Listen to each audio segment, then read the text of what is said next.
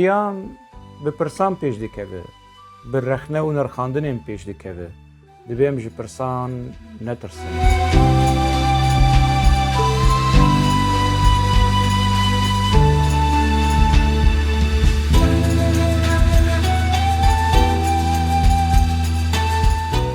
Digel hoşeng programekî heftane li ser ekranê Xanî TV'ye. Her roja sêşembê saet 8 êvarê li gorî dema Ewropa ez li benda we me, hûn jî li benda bibin.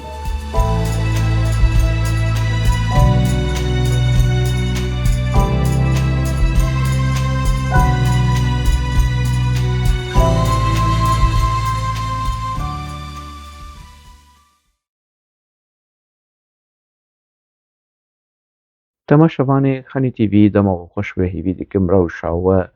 baş be. Di vê xelekê de di dosyayên me yên sereke hene. Dosyekî girêdayê Rojava Kurdayê rewşa niha û dosyekî piçekî wilo trajediyê girêdayê erşîfa rêxistina PKK ye ku berdewam dike. Yani ew erşîv jî ku ez karim navê wê bikim Dewleta Kûr a Serokê Newewî Birêz Abdullah Öcalan ew erşîfa PKK ye. Dosya me ya dewemîn em ê piçekî li ser biaxivin berî em dest bi program bikin, fincana qehwe we bire hazir be û xemnakê hûn piçekî xemgîn jî bibin li me biborin.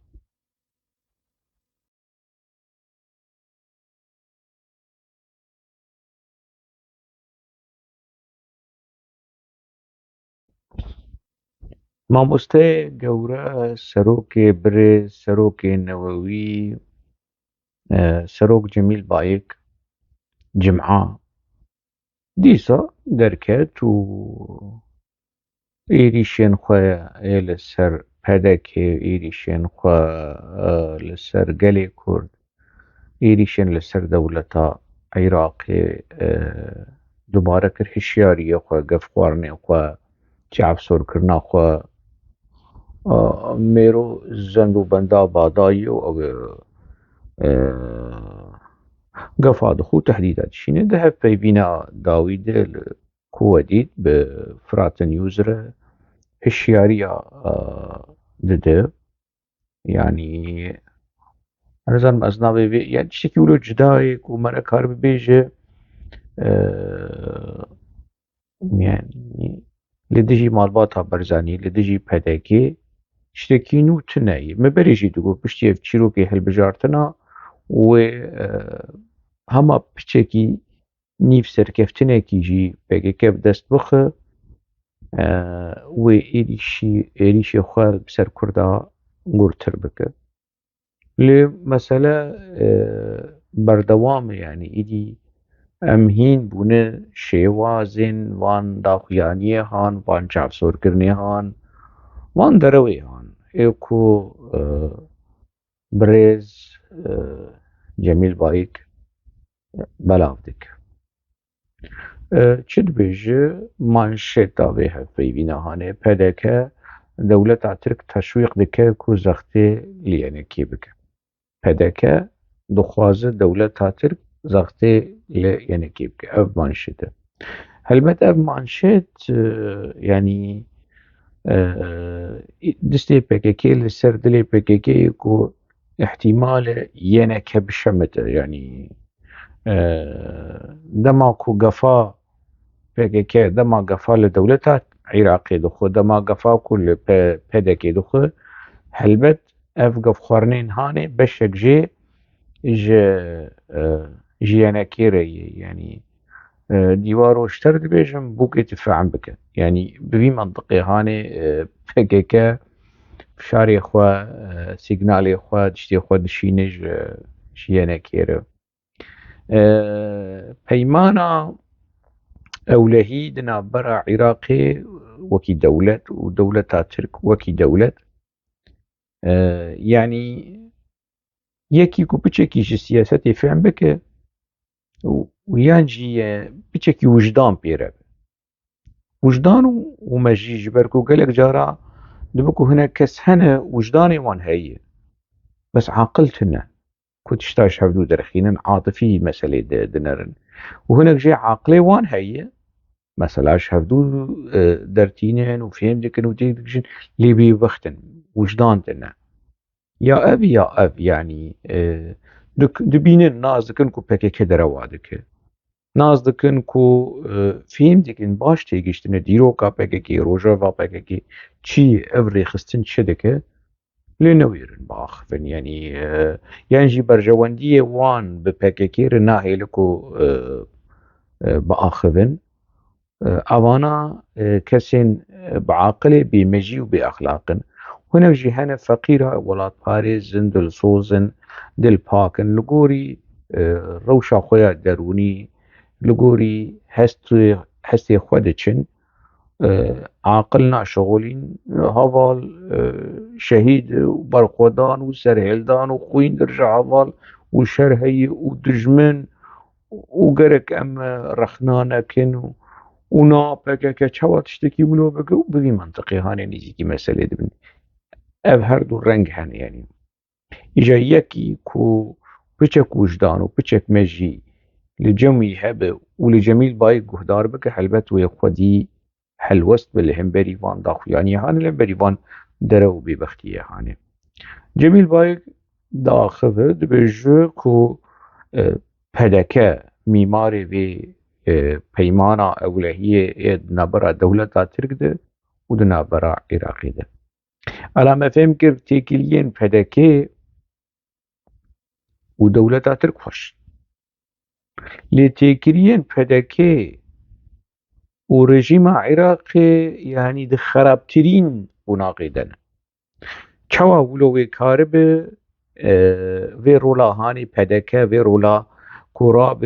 دولتا ترك ودولتا عراقي بقينة هفدو ولهمبري بقيكي اف وسطايا هاني بدكش قرآنية چيناب يعني روش ولود بيجوكو چيناب عادد وا دولتا عراقي نبحو جي بدكي خو بقينة دولتا ترك آساسيا دولتا ترك نبحو جي بدكي خو بقينة دولتا عراقي اف ببختي واف درو حتى كنجي ازنزانم يعني سبا أرجنتين ودولتها ترك بجيجن هاف شخور تجارتها چقماقا ده پیمان بنفسي يعني ده تجارتها چغارة يعني ده تجارتها بنيشتا يعني ده تجارتها نظام چه يعني مقابا اوی کو سوله کو دشینن جبکه کیره اوی دولتها ترك بيجي بدكل دوي اگر سريلانكا ودولتها ترك بيجيشن هفدوي الناب قادة الدوي مثلا هاني اف تيكلي واف بيمانين كو دولتها ترك شده به اقونومي به سياسي به عسكري به لشكري به اولهي به شبه قادة او لدوي مثلا هاني چوا ولو لهفدو تينه برير جميل بايك وكستنا جير بيجي هدي رحتونه يعني ولو جناب يعني حياة بدرجة برودرة ونابه اريج هاد بيجي چه بريز جميل بايك شخور هرن فراتنيوز بتركي بعربي بكردي ايكو بخوازه لوان اخفتني هاري وبچكي ولو بهور بيدي وبنافرة بنرخينن دبيجي يعني لهمبري يعني بلانكي هي خوياي بلانكي امريكي جلو دوية دولتا تركي وحكومة عراق هنا قناغة لحف كرنا لديش بكي تشتكي بيرنجي هاني او الدار كيفش بركو حكومة عراقي ويكي كينش نمان دوستن اف انفرماسيون اف تش دقيجن يعني ينكا وكي جاسوس لجنب بكي دي شغلناها تشتين قريداي دولتي سروريا دولتي بيمان بتزيجي هبه دقينه ينكا وبافل طالباني دقينه PKK لو ما دماكو مرو دخوينه في وان دخوياني خارو مارو وشاف سوري وقف خارون وتهديد ده يعني مرة تيدي جي روشاكو PKK دي يعني PKK كيشان روشي دي دبيجي دبي دولة ترك آقر كر دخوازه بإمزا كرنا قلق بيمانا لقل عراقي في دولتي بكه حفاري خو یه شر لدجی PKK پێویستە عێراق بڤێ پلانێ نەخاپە و نەکەوە ناوا لیستیکێکە وها چەپەل ev hişyariyê di Iraqê birê Cemîl Bayik û têkiliyên Iraqê û dewleta Tirkiyeyê ji salê heşteyê din. Heştê û sîsê, heştê û çar wê çaxê peyman hat morkirin di navbera rejîma Saddam Hüseyin û dewleta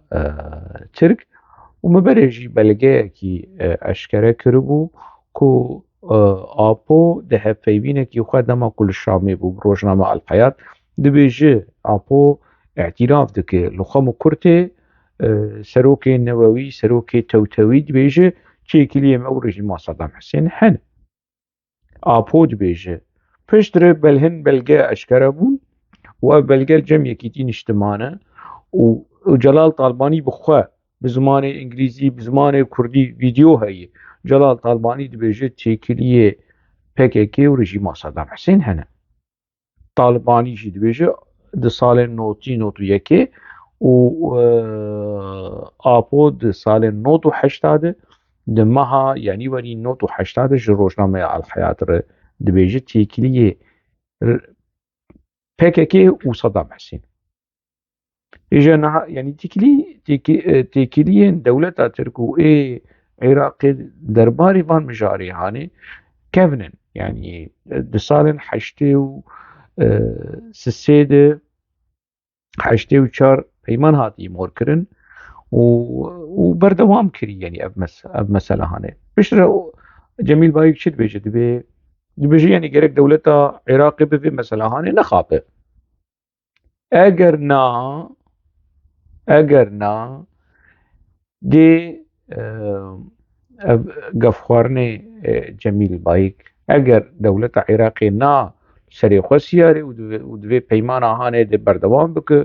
û ew dewleta Tirk li hemberî PKK eger na dê rawatiyê bide êrîşên dagirkeriyê yên dewleta Tirk û şeref û heysiyeta Iraqê dê derbeyeke mezin bixwe. Şeref û heysiyeta Iraqê bi Cemîl Bayik ketî. Behsa şeref û heysiyeta Iraqê dike. Cemîl Bayik pir li ber şeref û heysiyeta dewleta Iraqê dikeve. Xewa wî nayê. Gepa nan bi devî nakeve. Qurta av ve naxwe. Yani Cemîl Bayik li ber şeref û heysiyeta dewleta Iraqê wê derbeyekî pir mezin bixwe. Şeref û heysiyeta Iraqê. Nabêje hebûna rêxistina wî di hundirê Iraqê de binpêkirina serweriya dewleta Iraqê. Cemîl Bayik nabêje hebûna wî li hundirê sînorê Iraqê de ev binpêkirina serweriyê ye. Şerê wî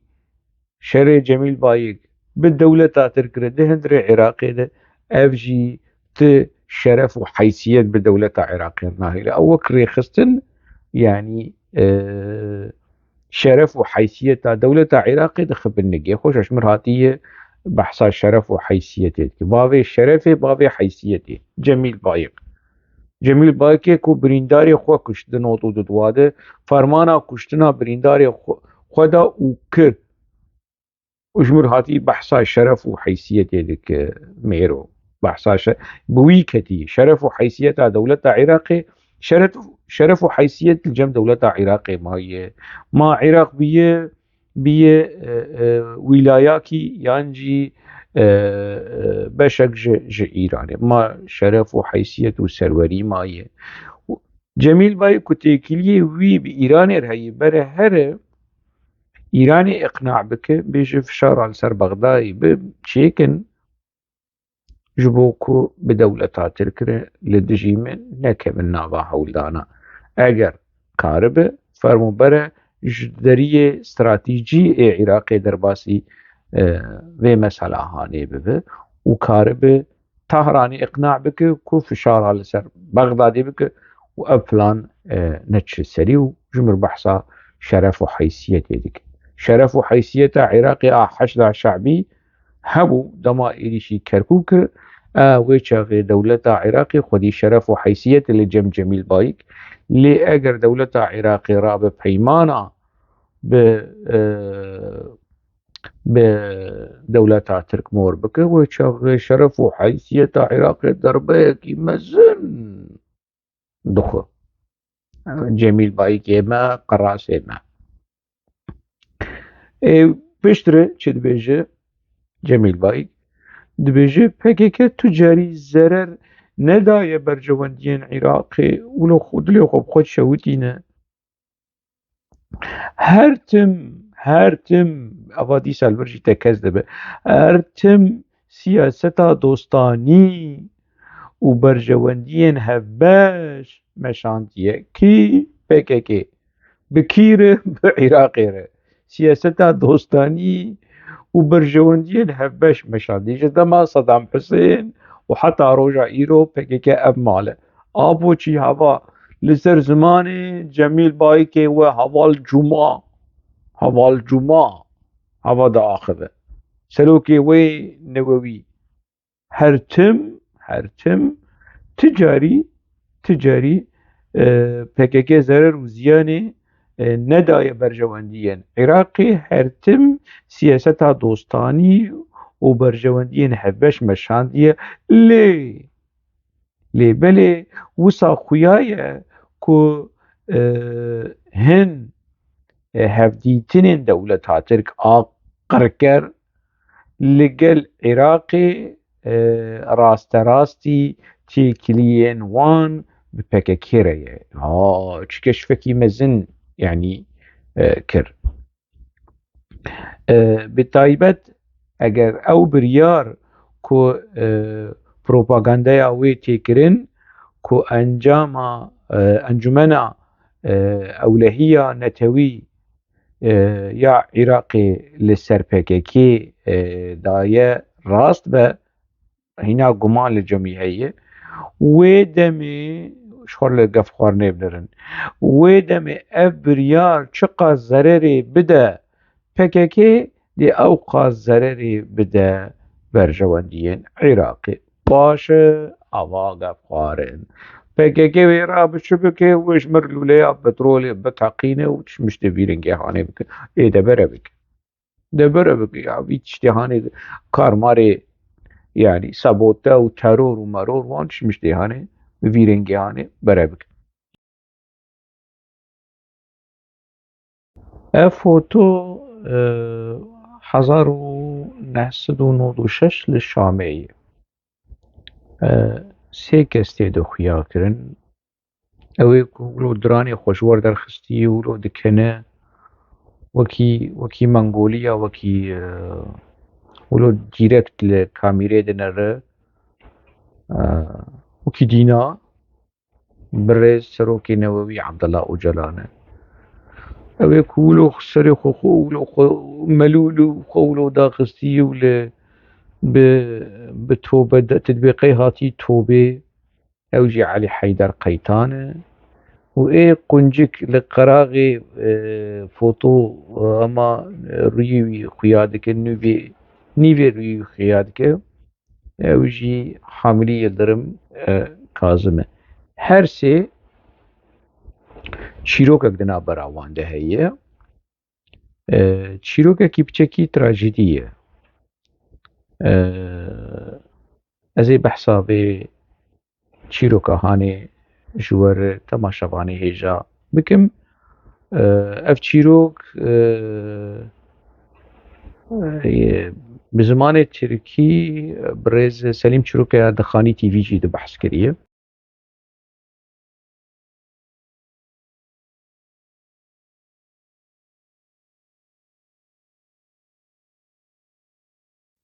ev Ayten Yıldırım e Ayten Yıldırım ji Dêrsimê ye di pazdê مها حفتا مها تموز تیرمه 1950 هاتی دنیای ل نافچه نازمیه و گریدای دسمی ناوی باوی یوسف ناوی دیاوی خیریه دبرایوی و سێ خوشکێوێ هەنە پشتی کو ئایتەنج دبستانە پەروەردەیە مامۆستەیە خلاص دەکە وێ چاغێ سەلیم چروکاژی دوێ دبستانێ gelek kadroyên PKK gelek kadroyên PKK duê dibistanê de xwendine ev ê herêma Dêrsimê û herêma Kurdistanê gelek kadroyên PKK ji dibistana perwerdeya mamosteyan li Dêrsimê ê xelas kir ê ku xelas nekir. Ayten Yıldırım navê wê Ayten Özdemirî navê wî rast Ayten Özdemirî piştî ku bi Hamilî Yıldırım dizewuce di sala 1979 di sisê meha Adarê 1979 bi Hamilî Yıldırım re dizewicin navê wê dibe Ayten ji Ayten Özdemir dibe Ayten Yıldırım ew Hamilî xanîkî ji xwe re wê çaxê Hamilî Yıldırım di hefteyû de di nava rêxistina PKK yani yek ji kadroyên pêş e yek ji kadroyên berpirsiyar e lê û kar dike bi şêwekî profesyonel kar dike berpirsiyarî li herêma Elazîzê digire. Ayten Yıldırım ew jî di nava rêxistinê de cî digire demekî tên girtin Ayten Yıldırım û Sakine Cansız tên girtin piştî çil roja Ayten tê serbest berdan yani û Sakine û Kazım û evana girtî dimînin Sakine Cansız behsa wê dike di pirtûka xwe de ev pirtûka Sakine Cansız e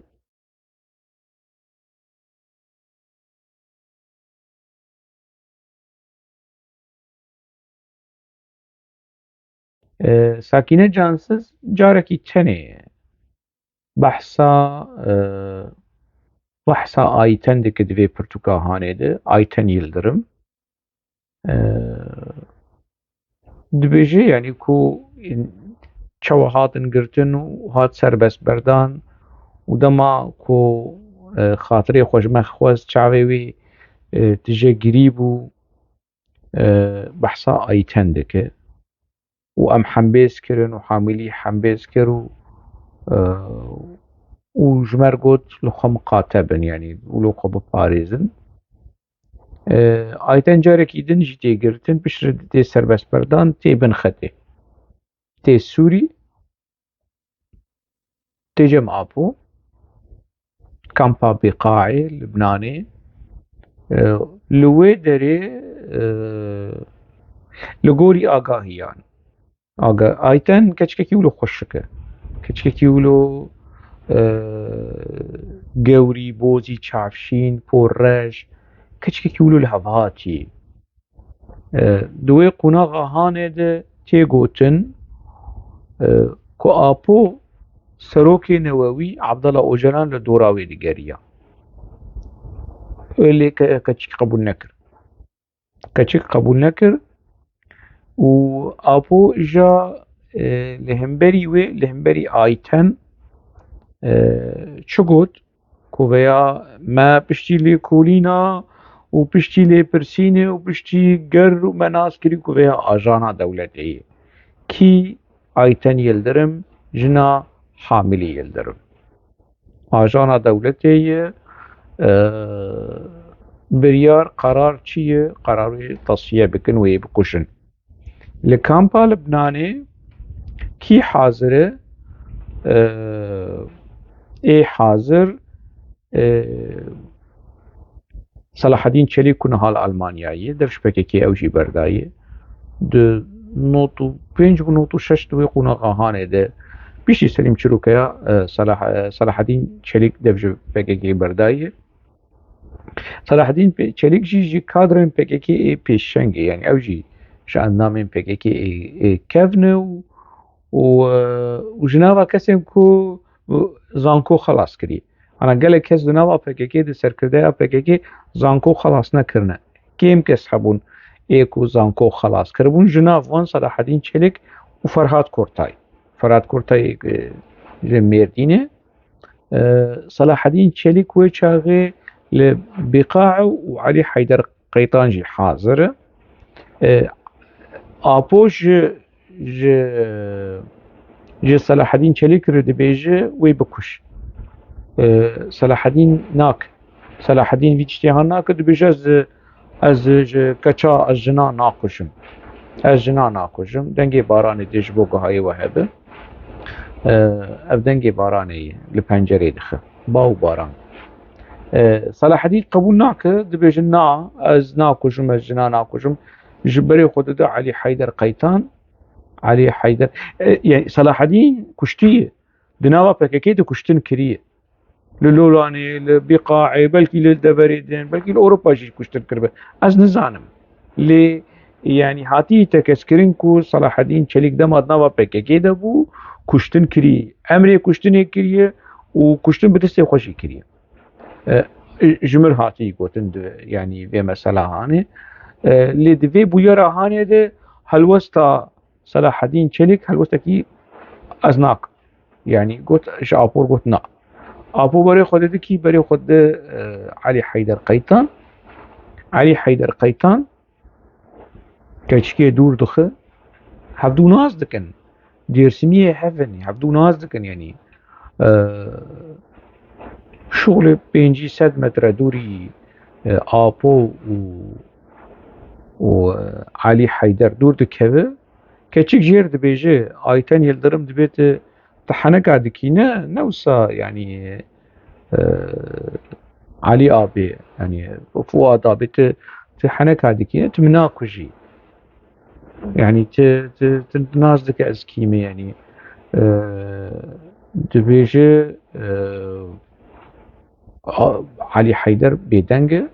علي حيدر قيطان فؤاد بيدنج اما ولو شغل 150 متر ولو دور دكبه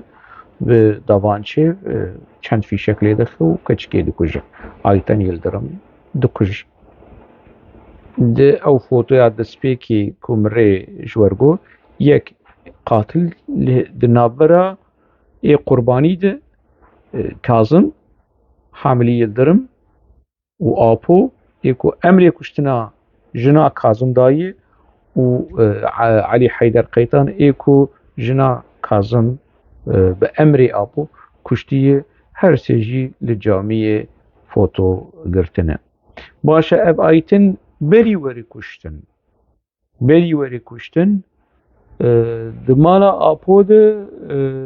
تي قوتن كفر اشكنجة ليدان خواري حتى بحثا يكي كادركي PKK دكن قرع عمر كو اوي بدستي خوا لآيتن يلدرم دخست مخابن يعني ولو هاتية نفساندن سليم چروکیا جي نفسانديه كو اف قرع عمر جاركي كتيب تخت او قاريولا هي كتيب تخت و قرع عمر لكتشكي خستي حتى خوين جدا بوزي هادي يعني وش بن تخت وتيراد ليوي اللي دخل كتشي كله دين بون يعني دروشة كي ولود يعني جالي بسيكولوجي خرابو درفه كامبي درفه دچ جم فلسطينية بعربي جي نزانه كسكو آلي كاريا ويجي بكتنا درافه و دچ جم فلسطينية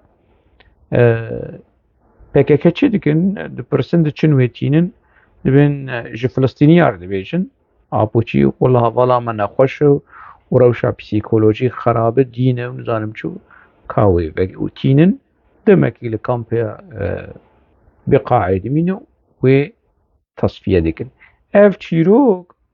yani daha hatibû nas kirin ku Ayten Yıldırım hatiye tasfiye kirin. Bes kî wê kuştiye ne diyar bû. Berî demekî yani û nêzik hat nas kirin ku kî wê kuştiye û şahidê vê meselê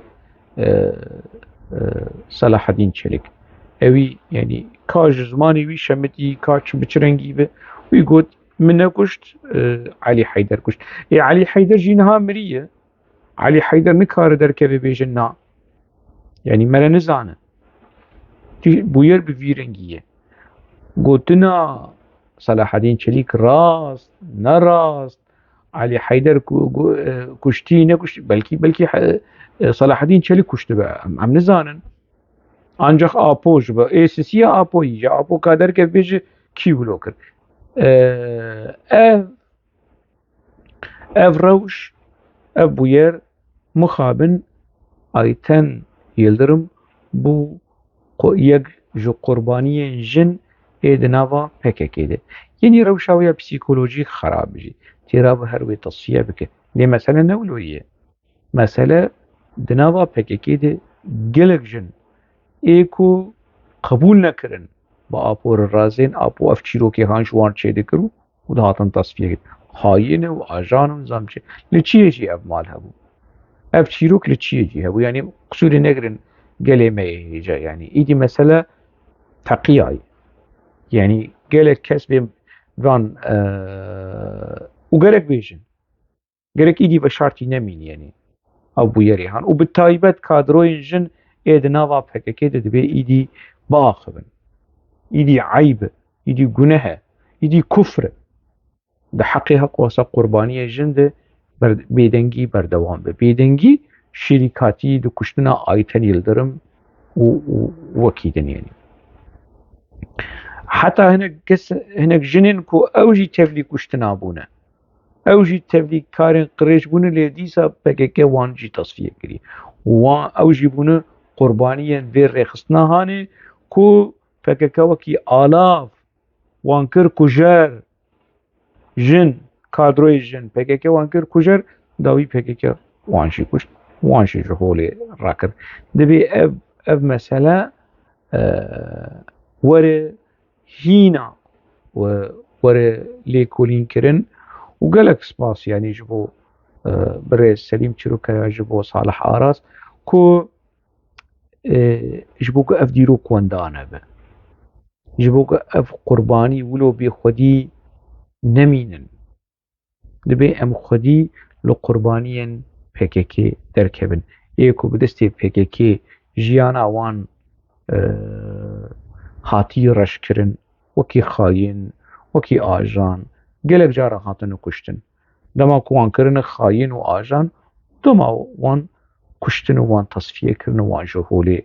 rakirine. Dibe me jî wijdan û exlaq îdî ji xewa derewên PKK şiyar bibe. û li hemberî van derewê wihan xwedî helwest bin û ne tenê helwestekî wêrek, helwestekî rexneyî li hemberî van bûyerên qirêj, van bûyerên dewleta kûr a apo di hundirê PKK de. Baş.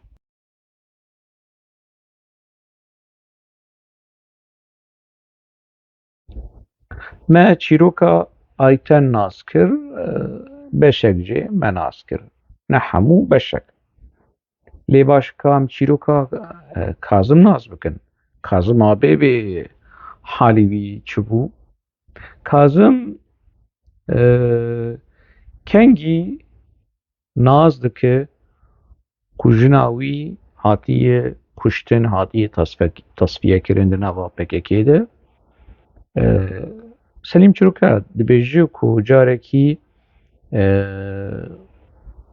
wek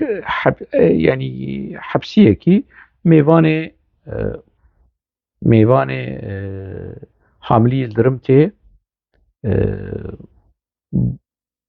kî ye birayê Yıldırım Berkît یان جی کی علی ئەکبەر مەرگیت بوو برای یلدرم مەرکیت یا برای ئایتەن بوو نەما تێبیرامە ینی میێوانی ویتێ برێز سەلیم چروکە نویساندیە لەسەر وێبسایتا خۆ ئەو ئاگاهی ژێر دەبێژە ئایتەن ئابلا هاتی تاسفیە هاتی کوشتن لە بێقاعێ دە ئۆدەیە بەرپرسێ حەبسێ دەبێژە ئەوا بنە ڕێخستناتە ژناتە کوشتیە و دەبێتشی تەسلیم ببە و ئەس دەکە ئەزێ پشتگیریە تە بکەم ئەزێ ینی ئالیکاریە تە بکەم دێمەکی ینی تەسلیم بووین دخواستن لەسەر کازم فەرز بکەن ئەڤ ئینفۆرماسیۆنە هانێ دەما تێژ دەولەتێ دێمەکی دەولەت ئاگاهدار بوو دەولەتا ترک ji vê bûyera hanê agahdar bû dixwast vê bûyera hanê li hemberî Kazım bikarbîne ji bo Kazım jî bibe wekî Şahîn Dolmez û Yildirim Merkît û ev kesên ku dev ji PKK berdane bûn ihtirafçî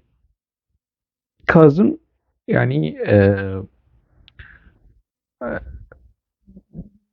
teslîm nabe berdewam dike lê piştre Kazım ji rêxistinê dixwaze ja ka bi şêweyekî zelal ev rast yan na û ji ber çi Ayten Yıldırım hat kuştin li bi çi heqî hat kuştin dixwaze wekî ینی ji hepsê û ji teslîm nabe li hemberî berpirsê hepsê lê ji rêxistina xwe dixwaze dibêje ka ez naz bikim û di ndirê hepsê de jî de kadrokî li pêş bû Kazım di wê qunaxa heştê û sê heştê û çar piştî ew rojiyên birçîbûnê ku Xayrî Durmuş Kemal Pîr Alî Çîçek Akif vana hemû çûn jiyana xwe ji dest dan rêveberiya hepsê berpirsê hepsê wê çexê Mihemed Şiner bû ku ji damezrînerê PKK lê ê ku di lijne di komîteya rêveberiyê de Kazım jî di ê hepsê de ew jî di nav de bû cihî wî jî di nav de bû li gorî agahiya mektûb ji Kazım re tê rêveberiya hepsê jî dixwazin nas bikin ka yanî di hindirê wê mektûbê de çi hatibû nivîsandin Kazım hêrs dibe ew mektûbê diqetîne rê berpirsê xwe di hepsê de ku Mihemed Şiner bû rê wî nade piştî ku Kazım dibihîze ku Ayten hatî kuştin Kazım êdî nêzîkî Sakîne Cansız ku di ndirê hepsê de be ew Sakîne Cansız di ndirê hepsê de dibin nîşanlî yanî dergistiyê hebûn kî Hamilî Yıldırım û Sakîne Cansız di hindirê hepsê de piştî ku Kazım dibihîze ku jina wî hatî kuştin berê xwe dide yek din kî ew jî ji damezrînera PKK'ye û di rêveberiya hepsê de û kadrokî li pêşî Sakîne Cansız ku di 2013 di li Parîsê hat tasfiye hat kuştin têkiliyê Hamilî Yıldırım peywendî heskirin kabê çi bi bûn dergistiyê hev gustîlka hevdûr guhartin û bûn dergistiyê hev dema ew mektûb ji Hamilî re tê û hêrs dibe û diqetîne rêveberiya hepsê dibêje te çima qetand bihêle em jî bibînin çima ev mesele rêxistinî ye divê komîta rêvebera hepsê agahdar be û tu beşek ji vê komîta haneyî tu ne hemû komîteyê ev tiştekî ne baş bû civînekî çê dikin li hemberî wî helwest didin diyarkirin wî dûr dixin Hamilî yekcar hêrs dibe têkilî û rêxistinê xwe dibe Sakîne Cansız ji ber ku ew jî girêdayê rêxistinê ye helaqeya xwe têkiliya xwe bi Kazım re qut dike û gustîlka wî li wî vedgerîn û têkilî di navbera wan qut dibe di wê qunaxa hanê de têkiliya Sakîne Cansız û Mihemed Şiner çê dibe ji ew dibin çîrokekî hezkirinê di navbera wan de çê dibe ew dibin nîşanlî درگستی نزانم چه ساکینە جانسز و محەممەد چنەر کۆ ئەو بەرپرسێ یەکەم بوو هەندرێ زنداناده حاملی یلدرم پشتی دەمێکی چەند ساڵ دەرباز دەبن دیسا هێدی نیجیکی رێخستنێتکن کۆنتاکتاوی برێخستنێ چێ دەبێ دە ساڵێ حەشتێ و نەهێنۆتی دە حەبسیەم پەکەکێتێن بەردان سەلیم چروکەیە مصطفى قرسو كان يولما ساكنة جانسز بصدا بلكي بنظام حزاري جي هبه كادرين PKK ايكو صالح حافته ونا حشته ويا هاتن قرتن هاتن بردان هاتن سربس بردان للبناني كونفرانسا كي حبسية تشيكرن صالانوت ويكيده وهالوصل هم بري محمد شنر داندير كرم بري بحسابي كونفرانسا زندانيين PKK كل لبناني تشيبو الكامبا بقائم بري بحسابي ويكريه حاملية الدرم حبسية دمينة حتى نوتو بينج تي سربس بردان تي شامي تي جمع بو لغوري كوم برسي جهن كادروين PKK ايكو ويچاغي لشامي بون لناوا ريخسنا PKK دبون وحاملي يلدرم ديت بون ما دناوا اناليز PKK ده اشكو ويچاغي ناوا ريخسنا دبون دناوا برتوكين كوش كادرو ارتين مديديت يعني او ديالوغا كاظم و آپو چه دبو دو نوتو پنج دو نوتو ششاده دو پرتوکو ناوا کادو هاده هات بلاف کرمت خواندیه مدید في مثلا هاني كو آپو كاظم پیس دکر يعني پروی رخنه دکر لهم بری وی ولو هالوست نخوش بو رو شادنا برا كاظم و آپو ده نخوش بو اف کادروین کو مبوان کنتاکت کر وان روژن داوی ایکوی چاوی شاهد بون جمر گوتن کو کاظم ولو خدي هالوست بو لهم بري آبو ولو نرازي ولو بقيمات حموتش توشه آبو فالا دردخست لهم بري آبو دردكات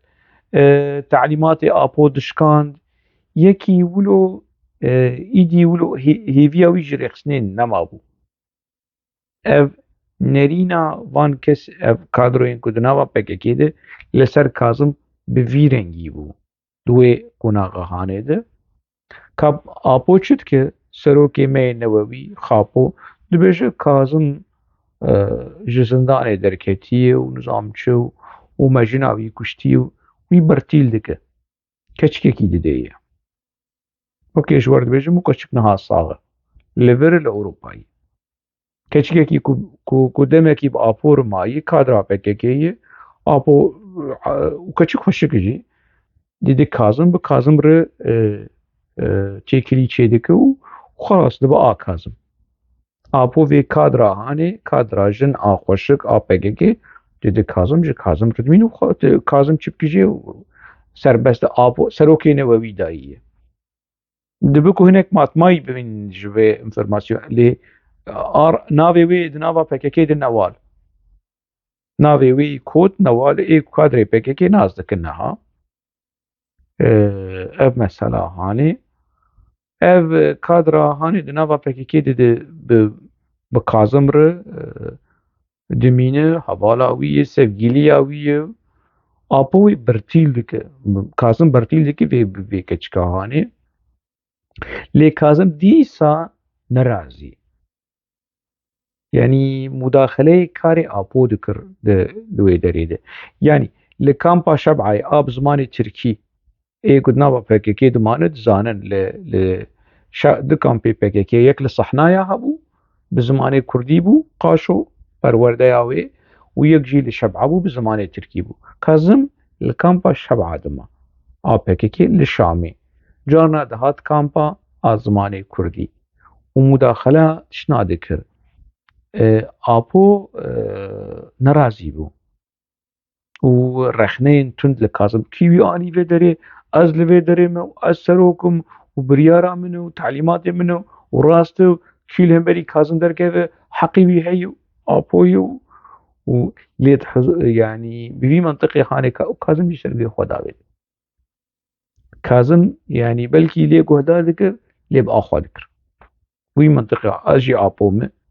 أجي بقاسي بأبو تحبسيد ماما قاس الصال أم كادرين دسبيكي كيفنن كدامت في ريخسنا هاني دي بفي منطقة هاني كازم نيزيكي ريخستني بو أبو يدشين تخوازو خلاص به جي كازم خلاص به هن كيشو بروبلم لزابي هنه ويچا غيجي PKK li hemberî Partî Demokrat pazê tebaxa duyemîn li darxistibû îkincî 15 Ağustos. PKK li hemberî PDK li darxistibû şer hema ber bi dawî bû û gelek problem û kêşe di hundirê zapê de hebûn apo taburekî dibin serpereştiya Kazım tu karmarê eskerî nekiriye û nizanin jî yenî apo wî dişîne ew tabûr dibin du peş li ser sînorê Sûrî ê Iraqê aliyê Ava Dijlê aliyê Kazım dikevin kemînê ev beş tabûr ji ber ku hijmar pir e dibin du beş beşekî diçin derbas dibin bê problem bê kêşe beşê ku Kazım û Newal têde dikevin kemînê birîndar çê dibin şehîd çê dibin lê Kazım û Newal tiştek bi wan nayê tên digihêjin cihê xwe li zapê dimînin şerê di navbera PKK û PDK disekine dîsa Kazım li wê derê dibe abû bi kadroa diştexile bi şervaneyan diştexile û keçikên ê xweşik ki tu wer aynî wekî apû keçikên xweşik ji nava kadroa dineqand û kul dora wî bûn wê çaxê jî kî li wir bû Sakîne Canses li wê derê bû rewşa wî perîşan bû Sakîne Canses di pirtûka xwe de dibêje dibe dema ez û Kazım em nîşanlî bûn hingî Kazım ji min hez dikir digot ez ê derkevim berî te wezî herim çiyê û dema tu werê çiyê ez ê ji te re torana çê bikim û ez ê bi topa wilo pêşwaziya te bikim û wilo tiştên wilo romantîk jî digot lê dema Kazım hat rewşa min jî ne baş bû rewşa wî jî ne baş bû em di rewşekê xerab dibûn kî dibêje Sara Sakîne Canses di pirtûka xwe de behsa Kazım dike bi qasî ku carekî tenê behsa Ayten Yıldırım dike lê behsa Kazım bi vê şêwazê hanê wilo behs dike bişkestin behsa Kazım dike kî Sakîne Canses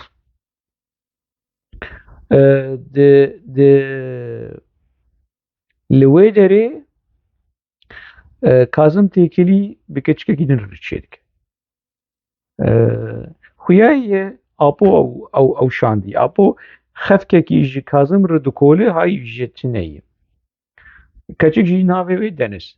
niha Kazım dibe bavê Teyar dibe mêrê dijna Newal û Kazım û Deniz û teşqeleyên li zapê çê dibin tasfiye çê dibe rev çê dibe kuştin çê dibe di wê qunaxa hanê de ew tasfiyeyên ku li zapê çêbû benefşa şîtika hat kuştin ew Şahînê ji Amûdê hat kuştin yek ji Hesekê hat kuştin hemû ev tasfiyeyên ku me berê wilo carna behsa wan kirî di wê qunaxa ku Kazım û herêma zapê Zab Cumhuriyetî wê çaxê di wê dema hanê de çêbû apo dîsa wan kişand kî Newal û Deniz û Kazım û not û heft werin Şamê û ja wê çaxê kî jî li wir bû wê çaxê Şemdîn Sakir jî li wê derê bû li Şamê li zapê jî wan Şemdîn û ev hemû giregir wan apo dibe ka wan bînin werin perwerde وانتينن پرورده آپو دناوا جواته ده وان رزيل دكه وان وكاظم رزيل دكه يجير ولو حتى ويقناغ ونفدي ناكن يعني جهر سيار جنوال وجدنزر وكاظم ره وند عين دميدي ولو تيكليا بحضور تشيدكن على يكو نولو هما بكومي يعني بفي منطقي هاني يعني وان شرمزار ذكر رزيل ورسواد اوي عول آپو سروكي نووي نوال ددوي افكا چاهاني بشتر دنز جير دشينه بشتر جاتي وان محكمة دك ودبيجه دفام برا يابيتا محكمة بك وكاسم ولو دكذا بن باندورا كو بنرأس چنه باشم مچه تشتكي خراب كريه مچه وآپو مرخنه كر وآپو معفو كر وآپو بفيرنجي إنسانا وكادوا دخص بالكنترول أقوى وإيدي شوي بك وبيش هوالا أبال بمحكمة بكن محكمة جيب إعدام جير بينه هوالا فرصتك بديني وآپو بفي منطقي هاني خلقي كادرو يدنوار يخصنيده كبنا يابي ارگوت ريخستن تا اعدام كر ومتى خلاص كر جيانا دا قريداي منه بفيرنجي بفي استراتيجية هاني آپو ريخستن بريفة دبر ونتني ولوجي آپو يعني وورج كازم ربيج كازم ما سروكاتيات طابورا نزانم فرطونة تسروكي وي ويبيش جيجري بيج بنا تسروكي في طابورها والشكلية هاي تجي هبه مولو صورة معملة سيويدانية أو شكو شبهات الجماعي كو آجاني دولتي هاي تجي هبه ويهرش كازم ربيجة اف جيجري تا شكل الجمال الجماعية كو آجاني دولتي من كنترولي ده هاي تجي هبه ولو ببي منطقي هاني بحمو كادرين ريخستنيري آبو شويري ببرناوي بفيرنجيبو ديكتاتورية تاوي دهندري ريخستنيري سرفي آستي بفي شيوازي بفي استراتيجية ريخستن حتى روجا إيرو ريخستنير بالريبة دبه أبشتيوي بيسكر دي ساوي فقراند قنديلة أدي بشينم ديرسمي ويشان ديرسمي ددماكو آبو هاد قرتن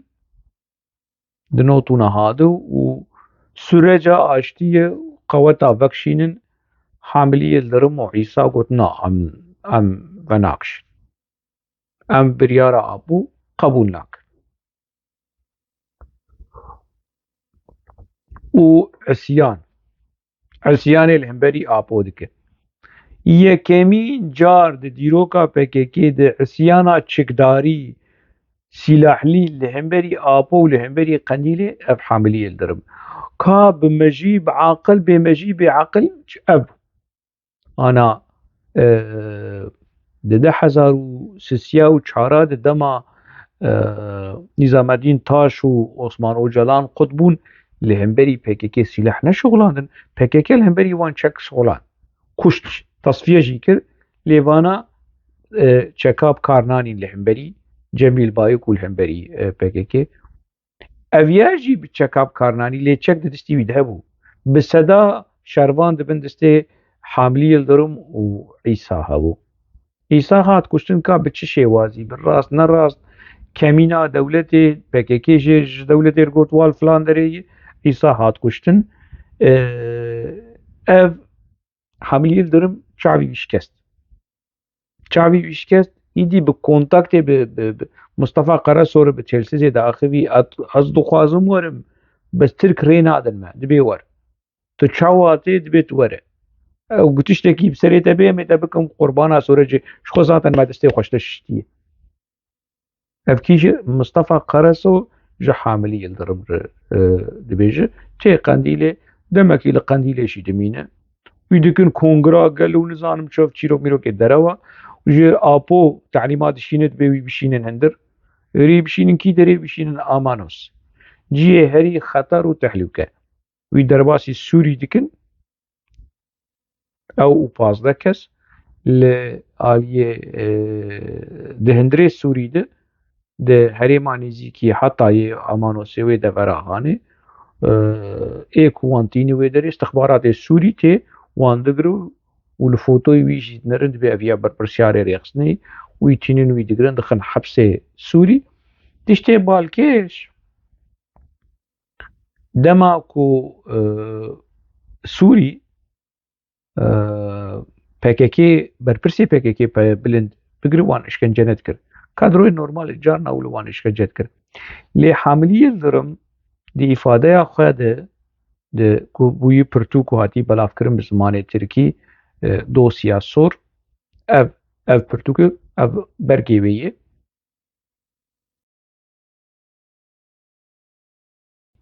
Hamilî Yıldırım tê girtin dîsa vedgere zindanê îfadeya xwe dibêje xelas yanî rêxistin nema yanî êdî ew jî wekî apo pesnê Kemalîzmê dide pesnê Cumhuriyeta Tirkî dide û em şaş bûn û gerek me vê nekira bi vî mintiqê hanê Hamilî Yıldırım di 2015 de apo hinek kes dixwaze ku werin cemî di hindirê zindanê de qaşo ku zindana İmralî nemîne take kesî Hamilî bi nav apo bi nav dibêje bere Hamilî Yıldırım were Hamilî Yıldırım were İmralî eger ana apo li İmralî be em bêjin qaşo apo li İmralî gerek ana Hamilî Yıldırım li İmralî ew fotoyê destpêkê ku min rê we da ê kujer ê ku fermana kuştina Aytel Yıldırım da ê qurbanî ku jina wî hatî kuştin Hamilî Yıldırım niha ew û kujerê jina xwe di eynî cihekî de ne a rêxistina PKK û ew fotoyê hanê eynî dîroka PKK ji me re kurt dike di fotoyekî de ê kujer fermana kuştinê daye û ê tektikêş Elî Heyder Qeytan û ê qurbanî Hamilî Yıldırım di vê fotoya ku me re lê binêre qaşo partiyekî çepgir e lê ji mir hatine camiyê hatine ji mir siyaheta olî li Şamê seyranê dikin Elî Heyder Qeytan jî dawî ew jî dîn bû PKK wî jî tasfiye kir li Qandîlê heta niha elan nekiriye lê dewleta Tirk kuştina wî elan kiriye li gorî agahiyê dewleta Tirk firokê dewleta Tirk wî kuştî lê gorî agahiyekî gihaştin ku na PKK wî tasfiye kiriye bi emrê Cemîl Bayêk Elî Heyder Qeytan hatiye kuştin ji ber ku dîn bû Elî Heyder Qeytan dîn bû bi tuhmeya dînbûnê Elî Heyder Qeytan Aytel Yıldırım kuşt lê bi rastî dîn bû bi rastî Elî Heyder Qeytan temaşevanê hêja hûn dizanin Elî Heyder Qeytan çi li ser xwe digot digot ez wekî ji bo ku apo jê razî be ji bo ku PKK jê razî be digot ez wekî bêjiyekî Elî Heyder Qeytan li ber deriyê camiyê diya wî û bavî wî avêt bin PKK me anî û min xwedî kir min mezin kir û min kir tiştek Elî Heyder Qeytan bi vî çavî li xwe nerî wekî bêjiyekî li ber deriyê camiyê wekî heşayî we yanî wekî kûçikekî li ber deriyê camiyê ew nivîsandî ewî gotiye ev gotinê wî ye û PKK wî xwedî lê derket wî mezin kir wî kir qatil wî kir kujer û kir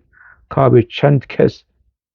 ev Elî Heyder Qeytan dest avêtî wan bê çend kes kuştî bi destî wî hatî kuştin xwedê zan ez yanî ez nizanim tenê mi vê trajîdiya hanê mixwest ez bînim pêşberî we mixabin rewş wiloyî rastî wiloyî rêxistinekî bi vê dîroka reş bi vê dîroka qirêj ku hevdû dixwin ku ji vê mesela hanê apo filitî û çawa apo wan bira hev dida ji bo dîktatoriyeta xwe li ser vê stratîjiya hanê ava bike heta niha mixabin apo bi ser ketiye û qurbanî